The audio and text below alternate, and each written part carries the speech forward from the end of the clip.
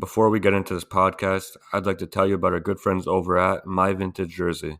They offer a wide variety of quality retro jerseys for a great price. Visit myvintagejersey.com and any order that is above €50 gets you free shipping and use code 6SideCalcio for 5% off, which is spelled with the number 6, lowercase ix, capital S, lowercase IDE, capital C, lowercase ALCIO, and it's all together. Now let's get into the podcast.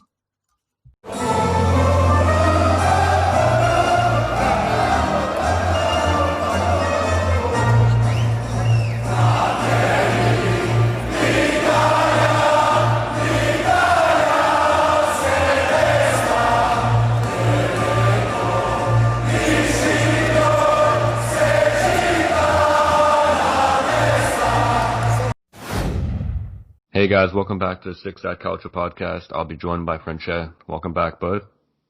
Hey, it's good to be back, guys. We've been gone for a little while. Glad to be back finally. Yeah, well, we have him back. I don't think you've been on in like about a month. We did take that couple week delay, and you weren't on the last one, but you're back. Good to have you on. We know last podcast we could have used you with some topics like Meret and Tonali, but it's okay. We got you now. I'm sure you'll get into that later on.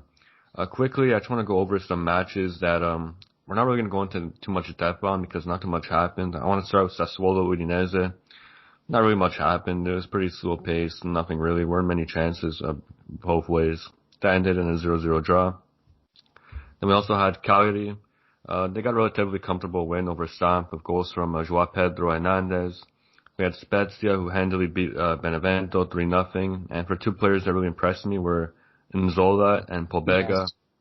Yeah, they were really good. I don't know about you, Franche, but they were really good. And Nzola also got a doppietta, so that's always good. And then we also had Parma, who drew Fiorentina 0-0. I think Fiorentina was a better team. I think they should have won it, but it was a great result for Parma, and especially if you're a Parma fan.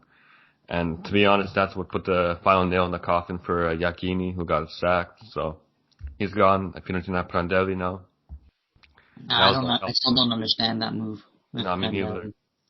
It's a vertical move. I don't see anything really changing from it, to be honest. I don't know. Prandelli, we saw him at Fiorentina, we saw him for Italy, we saw him everywhere. I don't know, for me, if you're Fiorentina, you want to get another coach. But to be honest, there isn't really much out there right now, to be honest. Like, the Spalletti, who I think Fiorentina should have got. There's Spalletti, there's Maurizio Sarri. Yeah, but Sarri's not realistic, to be honest. Like, I don't think they can afford that. Like, Spalletti is someone I could have really saw going there, and I think he would have liked to go there. I think Spalletti would have been a really good move for them. I just don't understand the Prandelli move. But I just don't know his contract situation. I think it's still under contract of Inter. Oh, okay. I don't know how that's working out, but either way, they could have figured that out. I think Spalletti was the right person for that job. And also there's a Torino and Crotone, another stagnant match, a 0-0 draw. Both teams didn't play particularly too well, but I would say Crotone was the better team, if I had to say. This match day, we had a couple weird games, a little scoring, and not scoring at all, a little slow pace, but maybe it's because a lot of teams have been playing a lot recently, and we're heading into the international break. I'm not sure why, but now that we got those games out of the way, we got the big games to talk about here. And I want to start off here with Roma-Genoa. So that was an early morning game. Yeah. Roma-Genoa. We also had Juve, Lazio to get into, which, I'm going to save that one for last. Because, we all know what happened in that game. Yeah. Atalanta-Inter, and then we'll also speak about Napoli, Bologna, and Milan-Verona. So, to start off, with Roma-Genoa. Roma coming into this match, I believe we were 20 games unbeaten or something like that in the league, or something like that. I'm not too sure. I know our last loss was to Sevilla in the Europa League. But before that, I think that it all up, I'm pretty sure it's like 20 games unbeaten, now 21. So, heading into this match, I was very confident. Obviously, the biggest question mark was Edin Dzeko, who was out with COVID. And a lot of teams have been having a lot of important players out with COVID, so that's always going to be a deciding factor nowadays in the current era of football. But, going to the match, I was still confident. Mairel came off 2 goals in the match against Cluj in the Europa League. Genoa, to me, they're not a good team at all. Their attack is terrible. Their midfield is terrible. Their defense is terrible. Their manager is terrible. I just don't like Genoa at all. I think Genoa, I love their fans. They have a great fan base. They deserve better than what they're getting right now. Some good bright spots to look at if you're a Genoa fan is someone like Scamacca. Scamacca played really well. I've always rated him highly. I wanted Roma to get him, and he got an assist, played well, Scamacca, so I was happy to see that. Piaka, his goal, nice goal, happy to see him score as well. Well, obviously I wasn't happy, but as a player, I'm happy to see him score because I know he's gone through a lot of injury trouble, so that was nice to see. But for his goal, that was a miscommunication between Smalling and Ibanez. Smalling wanted to stay back. Ibanez wanted to push forward to draw him offside, and then Smalling kept the Piaka on side. So it's no one's fault there. It's between them two, miscommunication, but they'll fix that as they play more together. But yeah, overall, I was happy with the match. Mkhitaryan, can't believe I didn't mention this yet, but he got a tripleta, he got a hat trick, 3 goals for Mkhitaryan. I believe he has 9 points in 10 matches, and he started 9 of them, so he's been great. Four goals and 5 assists, yeah, pretty sure. So he's been great, happy to see that.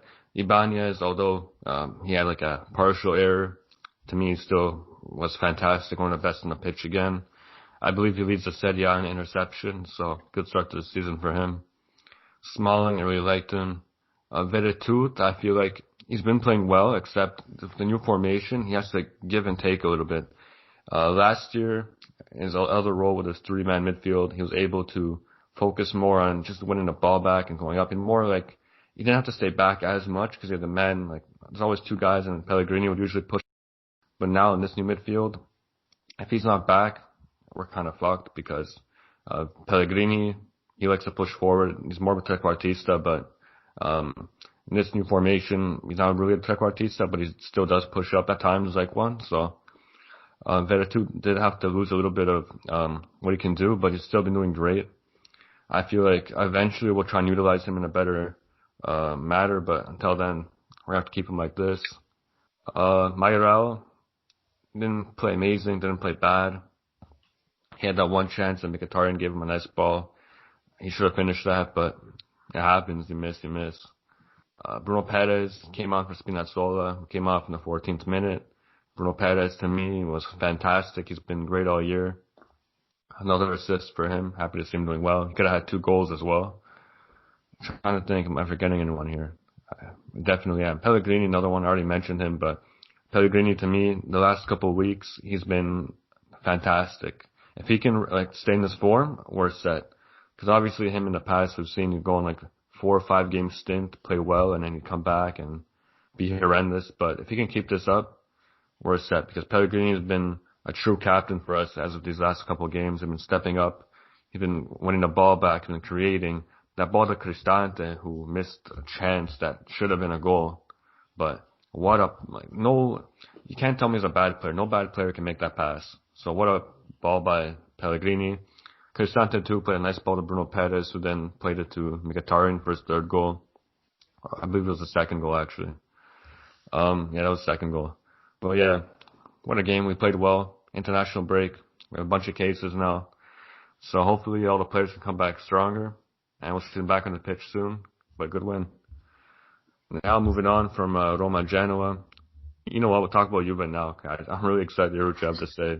Lazio-Juve. Francesco, take the floor. Okay, so as everyone knows, this game was a very early game.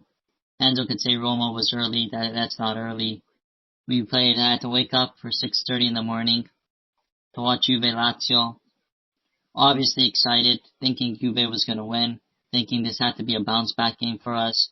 Lazio were missing key players due to COVID. I'm thinking, okay, I'm going to lie down, relax, and watch a great game. And for the most part, it was a great game. We dominated Lazio. We played well. We didn't go we didn't go too stupid on defense. We were making smart tackles, smart plays, smart passes. We were playing really well. We just couldn't get that 2nd goal. We scored the first, we couldn't get the 2nd for whatever reason possible. Lazio's offense was just eating us alive, and we couldn't just break through it for whatever reason it may be. Then, shit went down. Paulo Dybala came onto the pitch with that stupid headband of his.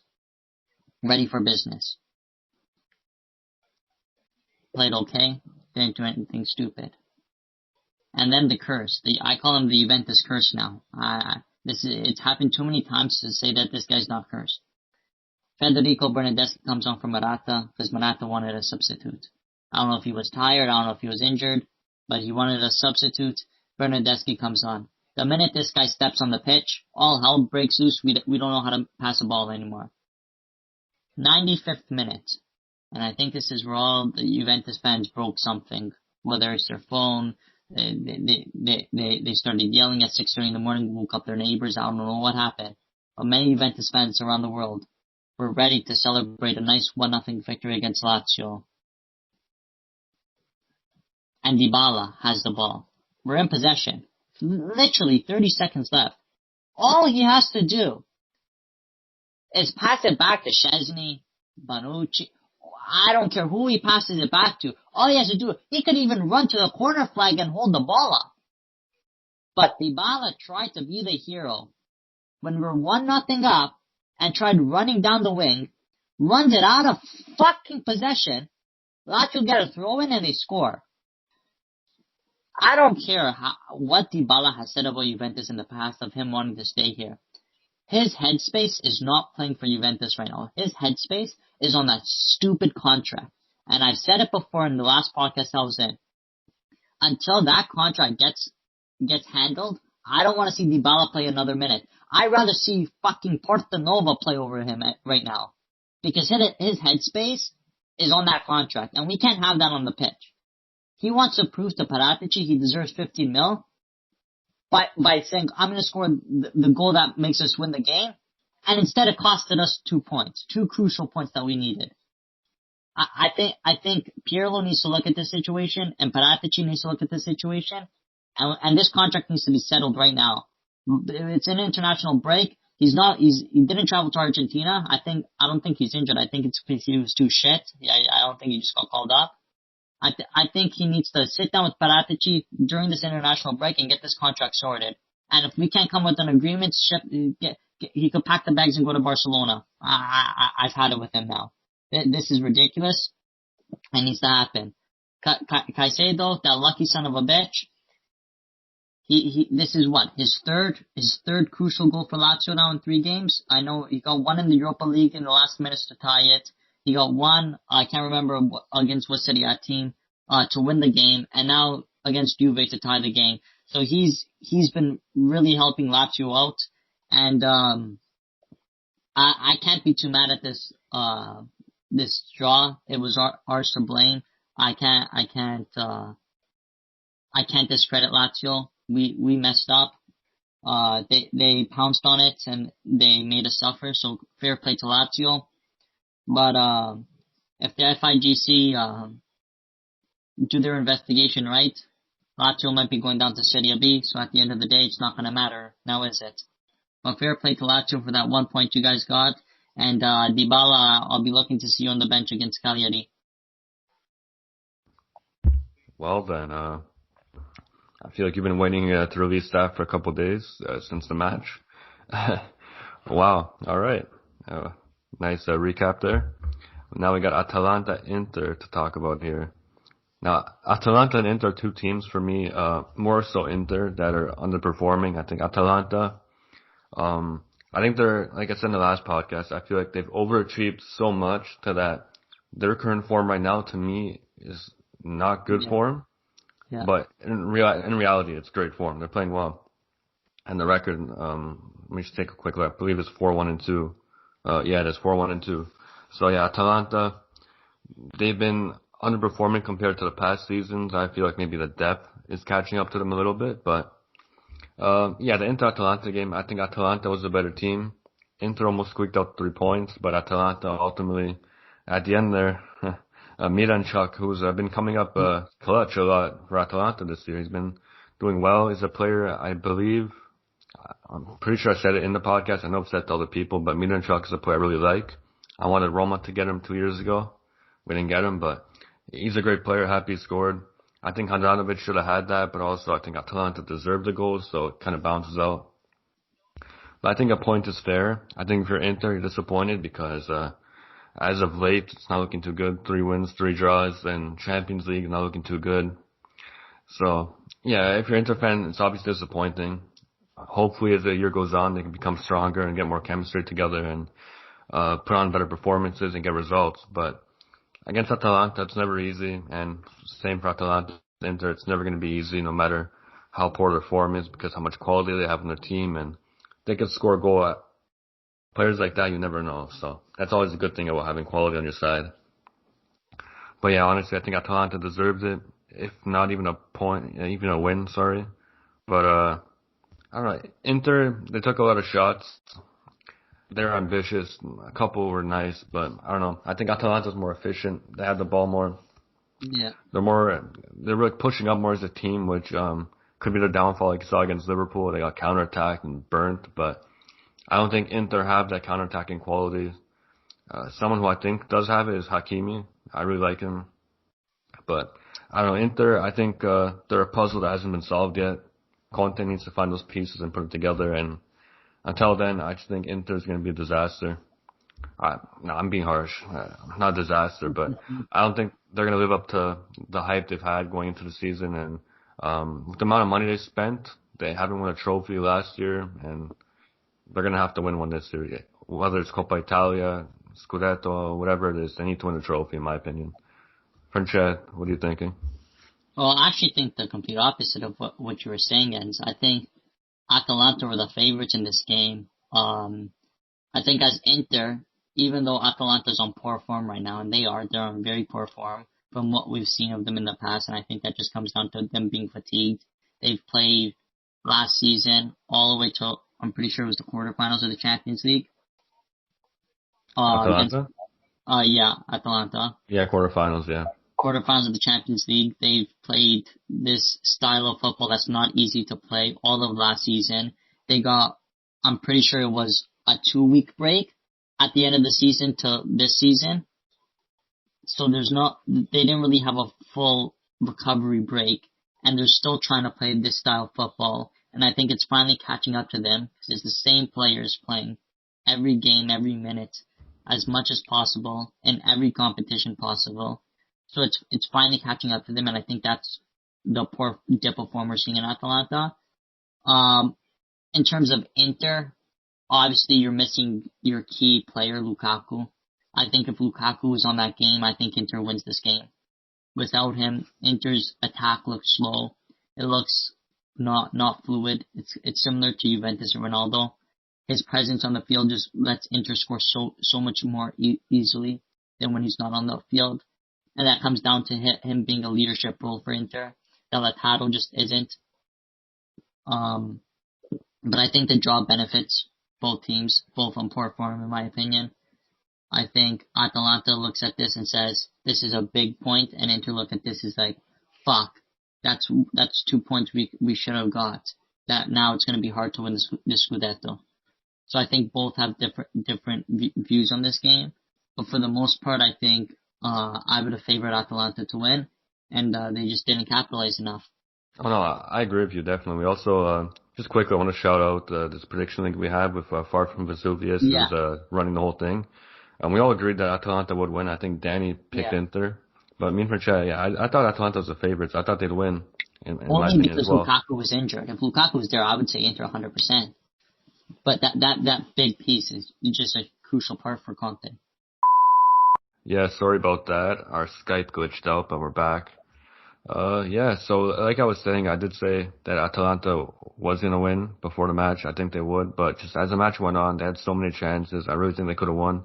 So if you're an Atalanta fan, it's a good result. Just a little irritating, especially at the end there. I believe it was Muriel winning for the diving header. Yeah.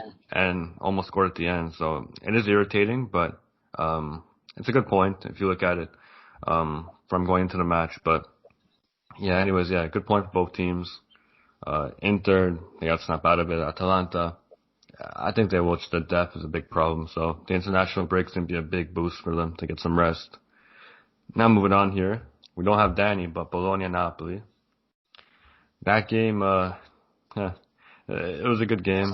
I think a lot of fouls could have been called, to be honest. It was a pretty rough game. There's one play where Danilo almost murdered Lozano. killed him out of bounds. So I don't know why he went in for that. I don't think he's going for the ball at all. I actually think his intention was to hurt him. And there's no other way around it. But anyways, yeah. Napoli, they could have won by a lot more, in my opinion. Osimhen scored, so happy to see that. Nice header. Good ball in there from Lozano, who's been fantastic this season. Yeah, Napoli were the better team, in my opinion. They could have won by more. But, yeah, I honestly don't know what to say about this match. Usually Danny's the one that goes off on Napoli. But, yeah, we're missing Danny here. But yeah, Napoli this season, they've been scraping by, which is a good characteristic to have for a team. If you're going to win a Scudetto, if you're going to win anything, because you're not always going to win pretty. And as of late, Napoli hasn't been winning pretty, so it's always good to see them come out. And they haven't really shown that in past years. They always gone like a huge slump, and games they should have won, they wouldn't win, and they still could go on that slump. We don't know. It's still very early on, but yeah, Francesco strongly believes it's going to happen. I'm not too sure myself, but we'll see what happens as the year goes on. But it was good to see that. Obviously, the previous Serie A match was against Sassuolo. A disappointing loss to a very good Sassuolo team, so it's not too disappointing. But we all know that in a couple of weeks, Sassuolo won't be where they are right now. They could prove us wrong, but it's very unlikely. So yeah, if you're a Napoli fan, you're happy you got the win there. It could have ended very poorly. So for them to get the win, that was always good. But, yeah. What do you think about the match? I actually have a very hot take about the match that a lot of Napoli fans are not going to be the biggest fans of me after I say this. Oh, before you say it, 1 second, forgot to mention, Ospina, great save at the end. Saved them the match. Fantastic He's save. been very good at. Wow, that was huge. There's a reason he's a starter for Napoli. Yeah, definitely the starter. Go ahead. Anyway, Osimhen, I don't watch the player a lot. I tuned on to watch this Napoli Bologna game, and Osimhen reminds me of a lovely little boy from Florence, known as Federico Chiesa, who likes to play very well. He's a very technical player, plays very well against the smaller teams, and against the bigger teams, he kind of disappears. I know it's his first season in Serie A, coming from Liga, and it's a hard league to adjust to. So we're going to have to see what happens. But so far this season, I've noticed that Osimhen has done pretty well against the smaller teams, but against the bigger teams, he kind of disappears. So sort of like Lautaro, actually. Reminds me a lot like Lautaro. But let's see if just a slump, just getting used to the first season in Serie A, it's never easy, or let's see if it's going to be a permanent thing, because we all know every Napoli player should be on their toes with Osimhen. He should be on a very thin line, spending 70 million on him. So I think a lot of Napoli fans have to be critical when he plays like shit or when he plays good. In this game, I think he played good. I think he could have scored a lot more than he did. But for the most part, he did score, and he got Napoli the win. Yeah, for me, I think it's too early to tell. I need a bigger sample size of games. We'll wait a little bit, maybe around the 20th match day, we'll have a better idea. Because we are only 7 games in. But we'll see. I can see where you're coming from in ways, but I'd still like to see him in more bigger games and some more games in general for Napoli. Just one thing I didn't like was that red card against Real Sociedad. Just to me, I don't know why he did that, but Osimhen, we'll see what he does. We still need some more time in games and experience in the Serie A. Well, he also, the biggest game of the season that he's played in, he also did not get a goal. Which one are you referring to again? The game against Juventus. Oh my. I had a feeling you were going to say that, but I wasn't sure, so I was asking for clarification, but... Alright then. I thought you were going to say the Atalanta match or something. Well, there's a lot of games, actually, but that's my personal favorite. Well, there you go. Francesco's not going to let Danny live that down even when he's not on the podcast.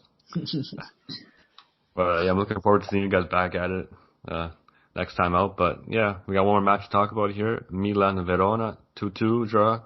Verona had a 2-0 lead very early on. And then obviously Milan came back. A big disaster at the end of Calabria and this and that and VAR. But Ibra, once again, this guy can't stop scoring. He's 39 years old and is getting better. It's incredible, man. Ibrahimovic is a special player, man. And he takes a lot of shots. Like, I think it was over 10. He had like 15, 14 shots, something like that. Yeah. But I remember seeing a stat somewhere around. He was taking a lot of shots, the penalty, and oh my God. Ibra, if you're a Milan fan, that game, you must have been so confused and worried, and that was just a crazy game to watch. I enjoyed it personally as a neutral. As you all know, I'm a big Verona fan. That's another big result for them against a big side, even though they did blow a 2-0 lead. It's still a big result. Juric, for me, is class, one of the best defensive coaches in the league, if not maybe the world. But against Juve, put out a draw. Against Milan, put out a draw.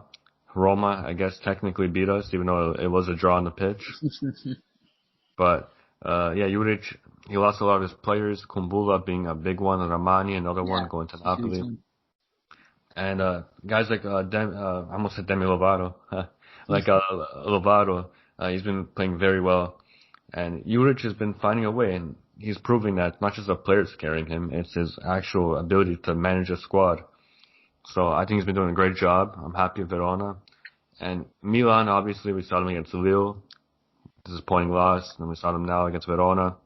But I think they will slow down eventually, but I don't think these two games have much to say because of who they've played. I think the Lille match has more to say about this one because against Verona, it's never an easy game. Ask any top club if you want to play Verona. No one does. It's a tough game. It's always a tough game, so it doesn't say much to me. I think it does show character and why having someone like Ibra could be a big difference maker as opposed to not having him, because if you don't have Ibra, a lot of these games are going differently, especially the one against Udinese, and it's a lot of games like that. So Ibra, no matter how old he is always going to make a difference, and I think you can see his mentality rubbing off on a few players, especially Leao. But Francesca, what did you think about the match? Well, when I first started watching the match, I thought Milan was going to win. I definitely thought it was going to be close. Obviously, Verona is a very tough team. And when I saw Verona 2-0 up, I was excited. I was celebrating. Because as we all know, we need everyone in Serie A, unless you're a Milan fan, needs Milan to start losing games now. I don't like this lead they're getting. I don't like the confidence that they're getting from it. It pisses me off, to be honest. So I'll obviously vote for their loss. I want them to lose. And I thought Verona was going to win the game. I don't know what happened in the last play. Similar to the Lazio-Juve game. Last minute, Ibrahimovic, the guy's a monster. He just scores, makes it look easy. I think Milan could have won the game. I'm pretty sure Ibra missed a penalty, if I'm not mistaken. I think Milan, I think Milan need to start looking at this game after this tie and really focus on. I think this international break is going to help them actually, because similar to Napoli, a lot of teams like Inter, Napoli, Milan, even Roma, they go in these slumps, and it just the mentality and mindset you need to have. And I think Pioli, even though I like Pioli as a coach, I know Enzo doesn't like him. I like Pioli as a coach. I think he's a good coach. He's a decent coach. I don't think he's a winning coach. I don't think he has that winning mentality to guide the team through difficult times. And I think that's why Ibra is so important. Even though he's on the field and he's arguably the best player on the field for Milan, I think him in the locker room, I actually don't think Pioli talks. I think Pioli sits down where Ibra is supposed to sit down, and Ibra tells the team what to do, if I'm being honest. Because what Ibra's been through this. He's been through slumps. He's been through winning Scudetti and not Champions League, but he's been in big games for Champions Leagues. So he's known the big games and the big moments. So I think Ibra needs to carry this team more on his back to get them through this slump, because it is a slump. They lost to Lille in the San Siro. Even though Lille is a very good team in France, that's a big loss to have. And then a tie to Verona, which obviously a hard team to play against, but a game where you should have never been 2-0 down in the first place. So I think this international break is going to help them. but they need to start realizing if they want to actually be serious and win the Scudetto, like Zlatan said. He did say, I don't know if everyone remembers, that if he was at Milan from the beginning of the season, that Milan would have won the Scudetto. Now this is his fresh season, and they are in first place, to give credit. So if they want to be serious about winning the Scudetto, they need to all zone in and focus and not let these games slip by. But for the most part, I think Verona captured that draw. It was a great draw for them, and it was I think as a Milan fan, you're going to be relieved that you got the draw, but you're going to be irritated at the same time. Yeah, I can see where you're coming from. Like I said, and you said as well, Verona, not an easy game. They drew to Roma and Verona, two teams that have been really good this year. So, if you're Milan, it's going to be annoying, especially the Verona one, but what can you do? It's going to happen. But yeah, that could have been really a big chance for them to take a bigger lead as Juve drew and all the top clubs really drew except for Napoli and Roma. But yeah, good for Milan. First place. Ibra sticking to his word as of 7 games in. And happy for Milan fans because they've gone through a lot over the last decade, really. They've gone through a lot of phases And stayed there. Yeah, and the number 9 curse as well. So lucky Ibra's not wearing the number 9. Because that's, we don't want to get into that curse, but all Milan needs to know about that one. But yeah, thank you guys for listening to this one. It's shorter than usual, but I think we got everything touched up on. We usually have Champions League and Europa League, so that's why it's not as long. And also we don't have Danny on here, so usually longer with the 3 guys. But yeah, we're looking forward to speaking to you guys again next week. Any anything else you want to say? I just want to say thank you to FIGC for not ruling in Napoli's favor for the 3-0 loss. I think if Lazio could play with like 4 or 5 positive COVID cases, possibly more, there's no reason for Napoli not to play. Whether it's the region banning them from traveling, it just makes them look bad. In terms of the Roma case, I think their results should have got overturned. But what can you do? You move on in life. And I'll be looking forward to seeing Napoli at the Sao Paulo, where we will show that we would have won it in Torino. We're going to win it in Naples.